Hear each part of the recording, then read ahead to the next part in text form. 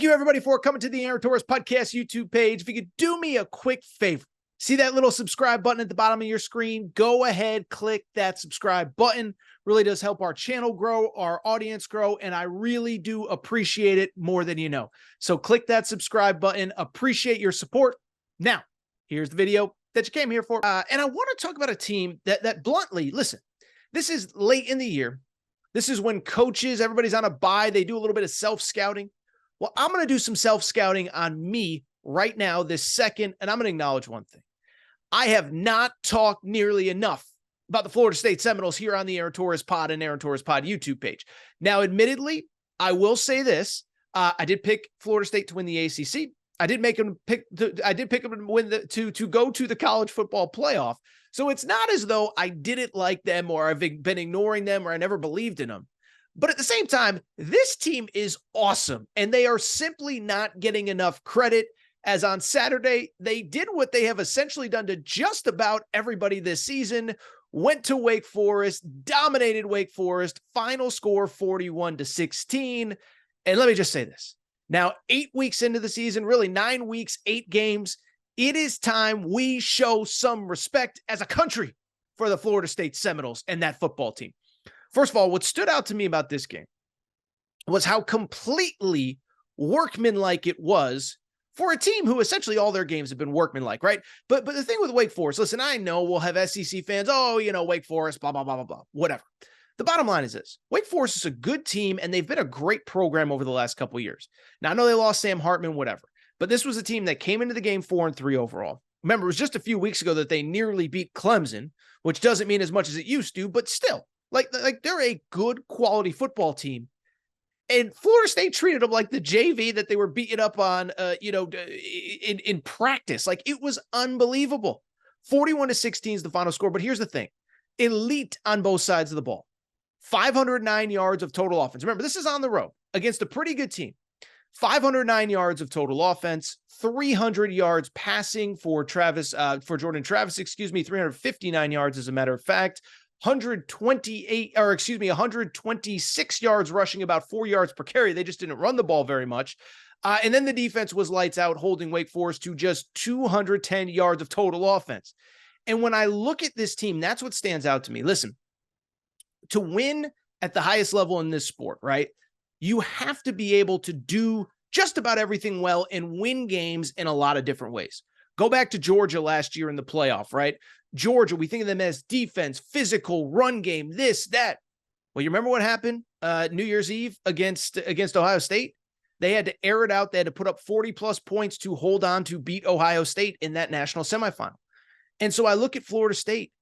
What does this team not do well? Elite offense, elite run game, elite pass game, top 20 scoring defense in the country. They don't give up very many points. How about this? Coming into Saturday, number 4 in the country in turnover margin, just 4 total turnovers in their first 7 games. You do all those things well. You're good on offense, good on defense, take care of the football, you kick well, whatever. Like they are just one of the more complete teams that I've seen. And really, Saturday was a reflection of that because it was a dominant win against a good team and really what has been a season full of them. That's what really, I think, stands out to me about Florida State, right? Everybody in college football has a bad Saturday, and we saw plenty of that on this, on this previous Saturday, just a day ago, with all the chaos that happened in the sport. Everybody has a bad day. Florida State really hasn't had that, right? Go back to week 1, dominated LSU. I know the game was close at halftime. Final score was very one-sided, 31-0 run in the second half to, first half into second half to take control. Dominate Southern Miss. Boston College, I know it was a 2-point final score, but listen, they were in complete control. They're playing at Clemson the next week, and they took their foot off the gas. I think they were up by 14, 17 points with 10 minutes to go. BC, whatever. At the end of the day, doesn't really matter. By the way, BC's not terrible either, 5-3 on the season, but at the same time, they were in complete control of that game. That game was never in question. Go to Clemson. Now, I will admit that was the close one. That was the tough one. That was the one that could have gone either way. They end up winning that one. Dominate Virginia Tech, dominate Syracuse, beat Duke last week by 18 points. And I know that one was close, but they rallied. And then, of course, took care of Wake Forest on Saturday. And so you look at that team. That's 8 games now. 2/3 of the season is gone. And that is essentially 6 completely dominant wins. I include Boston College.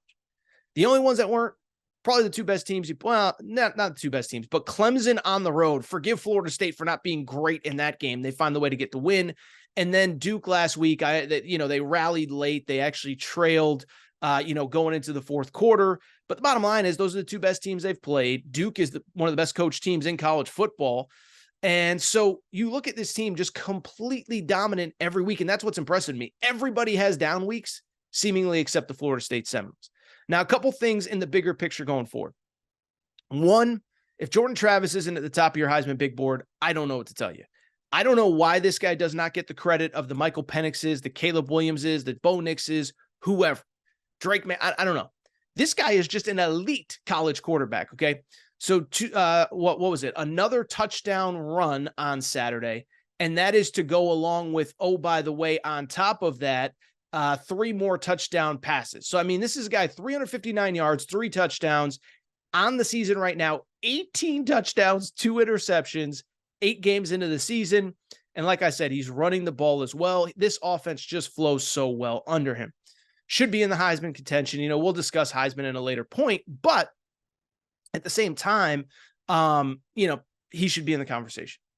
The other guy that I want to give a little credit to, I don't know why nobody's talking about him, and maybe Florida State fans would disagree, but Keon Coleman is awesome. Like that touchdown he had in the first half where he catches it, spins, stiff arms a really good cornerback and goes into the end zone. That's big time, big boy stuff. And I know the NFL draft people know about him, but are we having a good enough conversation about him on a national scale?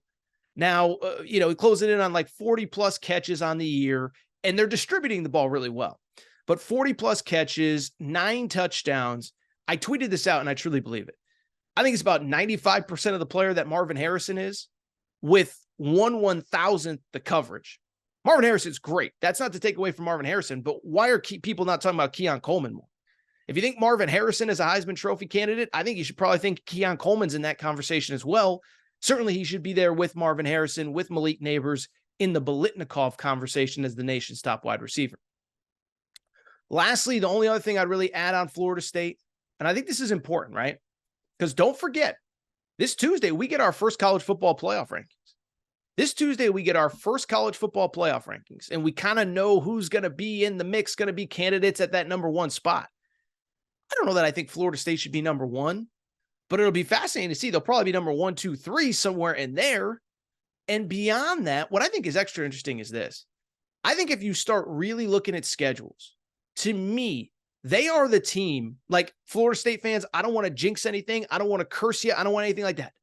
But if you start talking about teams that, in my opinion, are best positioned to make the playoff going forward, I think it's Florida State. By the way, this is a lot why I like them in the preseason. I said their 2 toughest games in theory are LSU on a neutral at Clemson. You go 1-1 in those, you're in good shape going into October and November.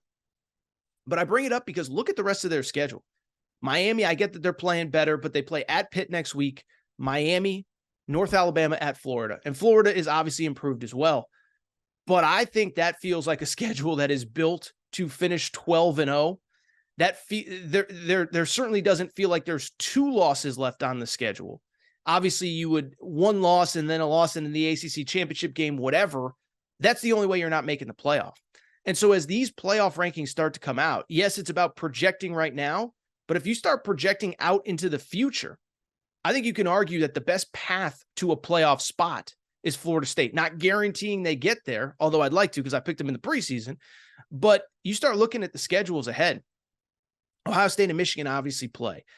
Georgia, all of a sudden, Georgia's back half of the schedule.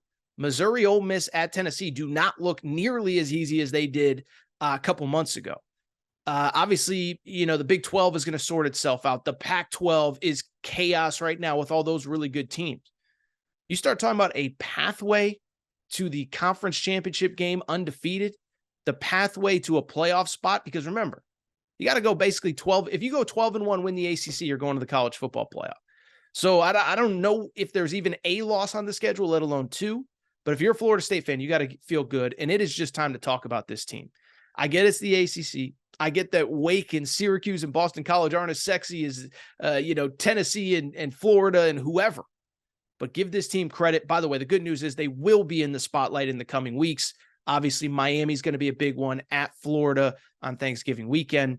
Let's give the Florida State Seminoles, my Florida State Seminoles, the credit they deserve.